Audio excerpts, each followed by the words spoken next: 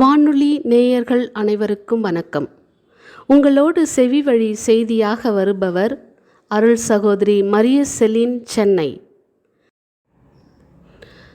Doctor APJ Abdul Kalam. கனவு காணுங்கள், உங்களையும் நாட்டையும் உயர்த்துங்கள்.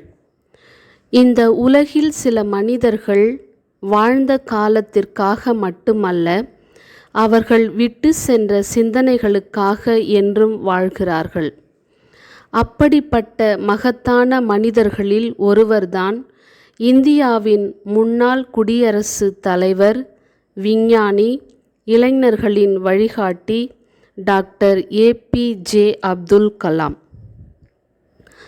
1931 ஆண்டு அக்டோபர் 15 நாள் ராமேஸ்வரத்தில் ஒரு எளிய குடும்பத்தில் திரு சைனுலாப்தீன், திருமதி ஆயிஷம்மா இவர்களின் 5 மக்கள் செல்வங்களில் 5வது கடைக்குட்டி செல்வமாக பிறந்தவர் இவர். சிறுவயதில் செய்தித்தாள்களை விற்று குடும்பத்திற்கு உதவி செய்தவர். பின்னர் இந்தியாவின் ஏவுகணை தந்தையாக உயர்ந்தார். இந்த உயர்வு அவருக்கு தானாக கிடைக்கவில்லை. கடின உழைப்பு, விடாமுயற்சி, ஒழுக்கம், தன்னம்பிக்கை ஆகியவை இவரை உயர்ந்த நிலைக்கு கொண்டு சென்றது. ஐயா அப்துல் கலாம் அவர்கள் கூறிய புகழ்பெற்ற வார்த்தைகள்: கனவு என்பது தூங்கும்போது வருவது அல்ல, உங்களை தூங்க விடாமல் செய்வதே உண்மையான கனவு. இந்த ஒரு வாக்கியம் எண்ணற்ற மக்களின் வாழ்க்கையையே புரட்டி போட்டது. வெற்றி பெற விரும்பினால் கனவு காண வேண்டும். அந்த கனவை நனவாக்க தினமும் உழைக்க வேண்டும். ஐயா அப்துல் கலாம் அவர்கள் ஒரு சிறந்த விஞ்ஞானி மட்டுமல்ல, சிறந்த ஆசிரியரும் ஆவார். மாணவர்களை மிகவும் நேசித்தார்.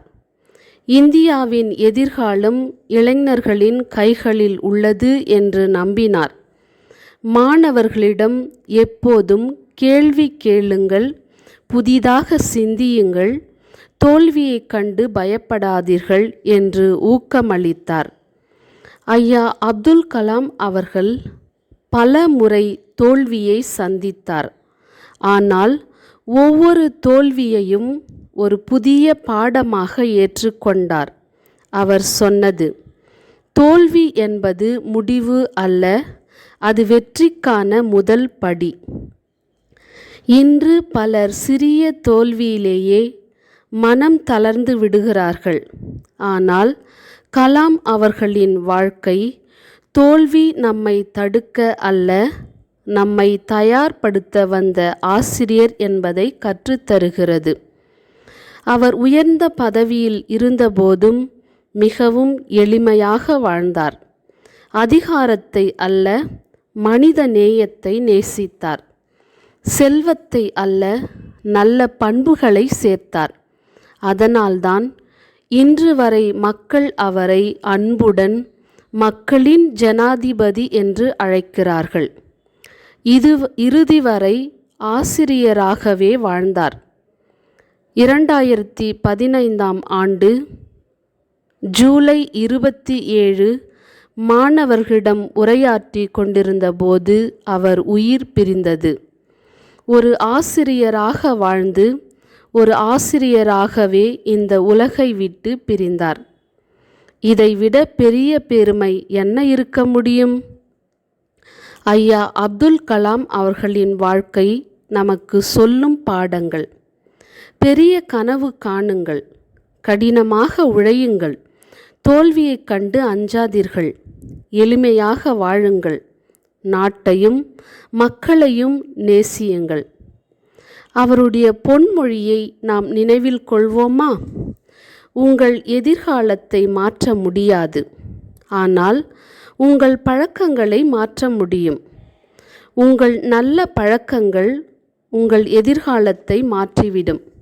ஆம், நாமும் ஐயா அப்துல் கலாம் அவர்களின் பாதையில் நடந்து நம் குடும்பத்திற்கும் சமுதாயத்திற்கும் நாட்டிற்கும் பயனுள்ள பண்புள்ள மனிதர்களாக வாழ்வோம்.